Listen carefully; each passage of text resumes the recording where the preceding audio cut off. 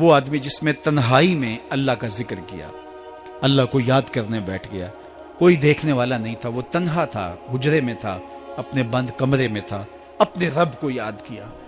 اللہ کی یاد کرتے کرتے اس کی آنکھوں سے آنسو ٹپکنے لگے، اس کی آنکھیں آنسوؤں کا خراج دینے لگی۔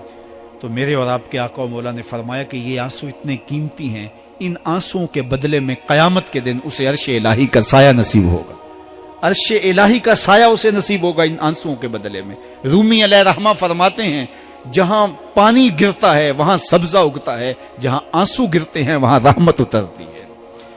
تو اس لیے جو اللہ کی یاد میں رونے کا لطف ہے اور اللہ کی یاد میں آنسو بہانے کا اجر اور صلہ رکھا گیا ہے، یہ گناہوں کو دھو ڈالتا ہے، یہ اندر کی صفائی اور ستھرائی کا سبب اور ذریعہ ہے۔ میرے اور آپ کے آقا و مولا نے فرمایا راتوں کی تنہائیوں میں اٹھ کے قرآن پڑھا کرو اور قرآن پڑھتے ہوئے رویا کرو۔ پھر فرمایا فَإِلَّمْ تَبْكُوا فَتَبَاكُوا، اگر رونا نہ آئے تو رونے کی کوشش کیا کرو۔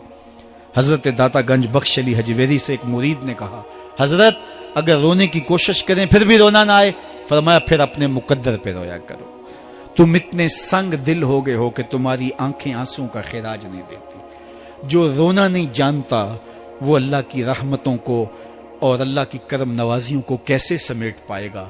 بچہ روتا ہے تو ماں دودھ دیتی ہے، جب بندہ اللہ کی حضور الہاؤ زاری کرتا ہے، عجز کرتا ہے، انکساری کرتا ہے تو اللہ کی رحمتوں کو جوش آتا ہے اور اللہ تعالیٰ کی رحمتیں اس پہ برستی ہیں، اور اس کے نہ صرف گناہ معاف ہوتے ہیں بلکہ اللہ تعالیٰ اس کے گناہوں کو بدل کے نیکیوں میں تبدیل کر دیتا ہے۔ ایک فقیر تھا، ملنگ درویش، اللہ کا بندہ، اس کی عادت یہ تھی کہ اپنے ڈیرے پہ آنے والوں کو کھلاتا، ان کو پلاتا، ان کی ضروریات کا خیال رکھتا، لیکن کو مالی آسودگیاں نہیں تھی۔ ہوتا یہ تھا کہ بعض اوقات لوگ آتے تو ادھار لے کر کے وہ لوگوں کو کھلا دیتا۔ خیر چونکہ فقیر کا مزاج یہ ہوتا ہے کہ لوگ آئیں اس کے ڈیرے سے کھائیں، بابا بلے شاہ نے بھی کہا تھا نا اٹ کھڑک کے دکڑ بجے تتا ہووے چلا، آن فقیر کھا کھا جاون راضی ہووے بلا۔ یہ فقیروں کا مزاج ہے، تو جو بھی آتا اس کے ڈیرے سے کھاتا اور وہ ادھار اٹھا اٹھا کے لوگوں کی ضروریات کو پورا کرتے رہتے۔ وقت آخر آ گیا، جن لوگوں نے ادھار دیا تھا وہ سارے تقاضا کرنے آ گئے۔ اب بابا جی کو کیا فکر لاحق ہے کہ یہ میرے مہمان اور میں ان کو کچھ پیش کرنے کی صلاحیت نہیں رکھتا۔ ایک بچہ تھا، وہ کچھ سامان بیچ رہا تھا، پتیسا بیچ رہا تھا یا کوئی اور چیز بیچ رہا تھا۔ اس نے گلی سے گزرتے ہوئے آواز لگائی، خادم کو کہا سے بلا کے لاؤ، کہا تم بیچ رہے ہو تو میرے مہمانوں کو کھلا دو۔ بچہ بڑا خوش ہوا کہ میں سارا دن گلیوں میں گھوم کے یہ پتیسا بیچنا تھا، اب یہ ایک جگہ ہی سارا فروخت ہو گیا تو یہ تو موج لگ گئی، میں جلدی گھر چلا جاؤں گا، میری ماں خوش ہوگی۔ تو سارا ان مہمانوں کو کھلا دیا گیا اور اس کے بعد کہا بابا جی پیسے؟ کہا تم بیٹھ جاؤ، جب ان کو ملیں گے تو تجھے بھی مل جائیں گے۔ وہ بیٹھ گیا، 2 4 10 منٹ بیٹھا تو بچہ تھا، پھر کھڑا ہو گیا، بابا جی پیسے؟ کہا جب ان کو ملیں گے تو تجھے بھی مل جائیں گے۔ پھر آدھا گھنٹہ گزرا تو پھر اس نے کہا بابا جی پیسے؟ میری ماں میرا انتظار کر رہی ہے، ہمارے گھر کا چولہا اسی سے جلتا ہے، میں یہ پیسے لے کر جاؤں گا اور میری ماں کوئی ہنڈیا خریدے گی اور ہم شام کا گھر کا کوئی سلسلہ کریں گے۔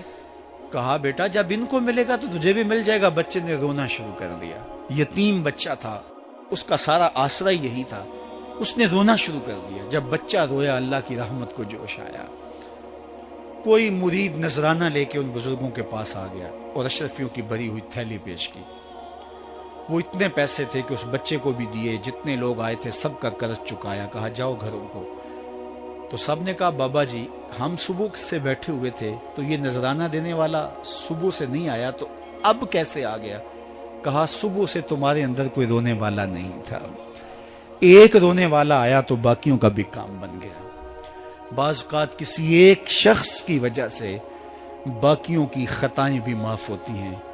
آج ہم اجتماعی طور پہ تا حد نظر اندر باہر اوپر نیچے اتنے لوگوں کے ہجوم میں اللہ کی بارگاہ سے یہ توقع رکھتے ہیں کہ مالک کتنے ہجوم میں کوئی ایک تو ہوگا جو تیرا لاڈلا ہوگا، کوئی ایک تو ہوگا جو تیرا بہت قریبی ہوگا، کوئی ایک تو ہوگا جس پہ تیری رحمتیں برسیں گی۔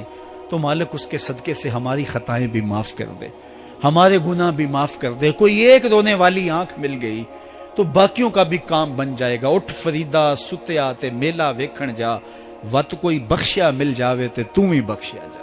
میرے مالک ہم سب کی خطائیں معاف کر دے, ہم سب سے درگزر فرما, اور ہم سب کے باطن کو ستھرائیاں دے دے, ہمارے اندر کو پاکیزگیاں دے دے. بہت وقت میں نے اور آپ نے صاحب گزار لیا, تیزی کے ساتھ زندگی بیت رہی ہے. میں اگر اپنے آپ کو دیکھوں تو میری زندگی کتنی بہاریں کاٹ چکی ہے.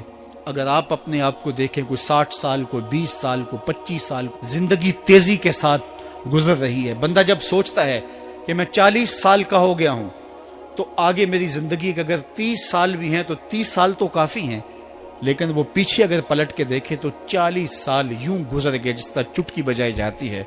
جب چٹکی بجانے کے وقت میں 40 سال گزر گئے محسوس ہوتے ہیں, تو جو باقی 30 سال اگر ہوئے بھی وہ تو گمان ہے میرا, وہ تو گمان ہے آپ کا. ہمیں تو ایک سانس کا بھی نہیں پتا. پوچھا گیا زندگی اور موت کے بارے میں کیا خیال ہے, کہا فجر پڑی ہے, پتہ نہیں ظہر پڑھ سکیں گے یا کہ نہیں. کہا اتنی لمبی امیدیں لگائے بیٹھے ہو, کہا ظہر پڑی ہے, پتہ نہیں عصر پڑھنے کا موقع نصیب ہوتا ہے کہ نہیں. کہا یہ بھی طول عمل ہے. ایک بولا عصر پڑی ہے, پتہ نہیں مغرب پڑھ سکیں گے یا کہ نہیں. کسی نے کہا ایک رکعت پڑی ہے, پتہ نہیں دوسری رکعت بھی پڑھنا نصیب ہوتی ہے یا نہیں. کہا یہ سب تمہارے منہوں کی باتیں ہیں. میں تو کہتا ہوں ایک طرف سلام پھیرا ہے, پتہ نہیں دوسری طرف سلام بھی پھیر سکیں گے یا کہ نہیں. کیا موت اتنی قریب نہیں ہے؟ ہم نے اپنی آنکھوں کے سامنے لوگوں کو جدا ہوتے یوں نہیں دیکھا ہے. ہم کہتے ہیں اس کی خبر سنا رہے ہو موت کی, یہ تو میں نے ابھی سبزی والی دکان پہ دیکھا تھا. لیکن جب موت آتی ہے تو ایک لمحے کا تقدم اور تاخر نہیں ہوتا.